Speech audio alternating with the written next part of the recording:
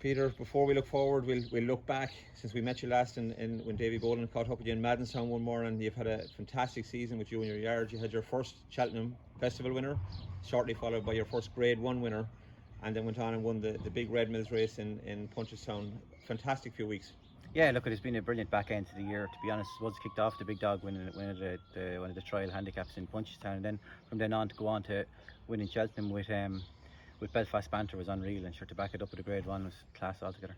Yeah, it's brilliant, and it must give the team such a lift, and even owners and jockeys and lads that ride out for you and everything. Gives the whole team a lift to get those Grade 1 winners, and it's what every trainer aspires to. It is definitely, like, no matter what, even to have a Cheltenham winner, like, you'd be thinking, geez, it's brilliant, you know. But it actually drives you on, to be honest with you. It makes you more determined, and then I suppose to go out and get a Grade 1 with the same horse was unreal, yeah. I suppose we're now a couple of days out from the Galway Festival. The weights and declarations are starting to come through for the bigger handicaps and the bigger races of the week. You always like to have a couple of runners in Galway. What is it that makes Galway so special? Well, look, it's usually the atmosphere, and we usually stay down for the week, myself and Bear, but look, we'll do the same this year, we'll stay down too, but it's the atmosphere, and it's a great week. It finishes the Cheltenham of the summer meetings, you know. Yeah, absolutely, and I suppose we'll start off by looking at some of your runners throughout the week. We have to start, no doubt about it, with the stable star Belfast Banter. We see he's got an entry in the Galway Hurl. Yeah, look, he actually, we kept him on the go. He was tipping away steady since he ran in Cheltenham, and kept him tipping away. He never got a break, but he's in good form. His last couple of bits of work are very good, and it's great to be able to be going back to Galway, where he won his maiden hurdle too. You know, he struggled to win in Ireland, and he won his maiden hurdle in Galway. So it's great that he has a bit of track form and that, and really looking forward to running him in the Galway hurdle, you know. And track form is so important. We see year on year horses coming back and repeating feats, so like it has to be worth something to him to have performed around there. It does, yeah. I think you have to really travel, to be honest with you, and that's the one thing he is a strong traveller. And in his last couple of runs, he's starting to finish out his races a bit better. For what reason, we don't really know, but hopefully he stays ahead up the hill in Galway. We seen last year, probably 2 years ago now at this stage, a brilliant charity effort there by the late Pat Smullen, who's a good friend of you and your family's. You put up a brilliant prize of training a racehorse for the year, and that came to fruition with Angel's Trumpet winning in Clarinet. Will she head on to Galway?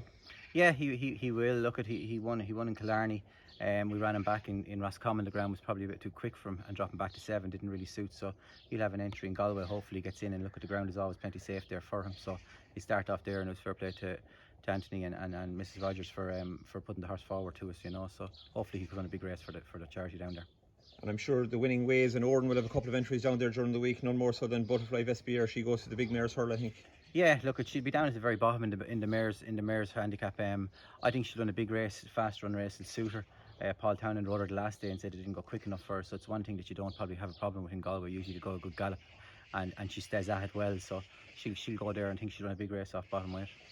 And of course we'll have Belfast Banter's colours will be on hopefully a few runners during the week for Fergal and the lads direct bloodstock. Corky Flaw. Yeah, Corky Flaw, he's a nice horse. He's been placed in a couple of maiden hurdles. He'll go for the 2-5 maiden hurdle down there. He's ran respectable every time he's ran. He's been beating a handful of lengths. I think he liked nice ground. He says that his race as well, so looking forward to him running, yeah. Dan Semper was placed there last year in one of the handicaps. Was an impressive winner under Sam Ewing there about a week ago. Will that go back for Kieran Levy, Johnny Fox and Lorcan Cribben? He will. Look, he won well the last day. His problem was, I suppose, he was breaking very slow with the stalls, and we think we have that kind of sorted now by putting a hood in him. But look, he gave away a massive amount of ground last year, and he was the only horse staying on at the end. He obviously shows he handles the track, so yeah, he might struggle to get into the handicap, but if he gets in, he'll definitely run. We see a nice filly working there this morning, Shirocco filly, Roccob. Yeah, she's a nice filly. She's a half sister to Tully East. Is a Cheltenham Festival winner. She'll go for the mare's bumper there on I think it's a Thursday. She seems to be going very nice at home, and her bits of work away has been very good too. Yeah, looking forward to running her. Good winner in Roscommon there a few weeks ago for Galway owner Basil Hogan was a horse called Soaring Monarch. I'm sure he'll be Galway bound as well. Yeah, look at he's in the Galway mile, and he's in the big 7 furlong handicap later in the week. Hopefully he gets into the mile. It's a few to come out for him to get in, so please God he does get in. We've sat on the fence with his handicap mark specifically for this over the last couple of years. He was guaranteed to get in off 92, I think he is. So looking at it at the moment, there's a good few to come out from, but please God they do come out, yeah. Basil has his colours as well on another horse called Visionarian. Yeah, Visionarian, he's a good few entries, and he'll put a few more. Like he's entered in the Galway hurdle. He definitely won't get into that. He'll be entered in the 2 mile handicap, and I think he's entered in the 2-5 handicap on the Saturday.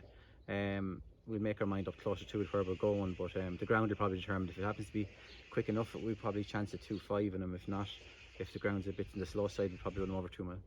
Horse was aptly named Surprise Package, very impressive in Punchestown in the Red Mills final. Will he head on to Galway for American owner Paul Leach? He will, yeah, he will, and hopefully Paul's going to make it over.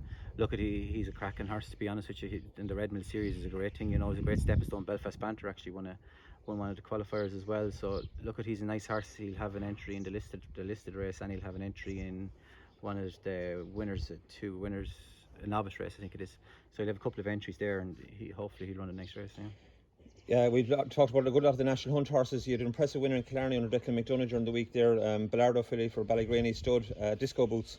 Yeah, for John Heflin. Look, I thought she was very good, and Declan McDonough thought she was a nice filly afterwards as well. She'll have entries in two of the 3-year-old only handicaps. She'll be entered in I think there's one on the Tuesday and one later in the week. If she's getting into the 0 to 95 3-year-old only over a mile, she'll go there first preference. If not, she'll get into the top weight and the 0 to 80. And we'll run her in that if not. But she seems in good form, and she would want the ground a little bit slow for her. Brilliant. Quite a few left to cover, but we'll probably wrap it. Quaker Island, Insane Bowl, Peregrine Run, they'll all hold entries. Yeah, Peregrine might have entered in the flat. Quaker Island, he's a couple of entries. He actually was very impressive. I think the way he won the day he won in Wexford, and I couldn't. You know, he really stays, and I think you have to stay as well in Galway. And Insane Bowl, look at, he was claimed away for Galway, but fingers crossed he runs 2 nice races. He'll be there for the group involved, and hopefully he runs well, you know. Brilliant. Peter, well, look, we'll wish you the best. Hopefully we get to see you down there. I know the crowds are restricted, but hopefully you get a couple of winners down there over the week, and enjoy the West of Ireland hospitality. Okay, thanks a million, Tom. Thanks.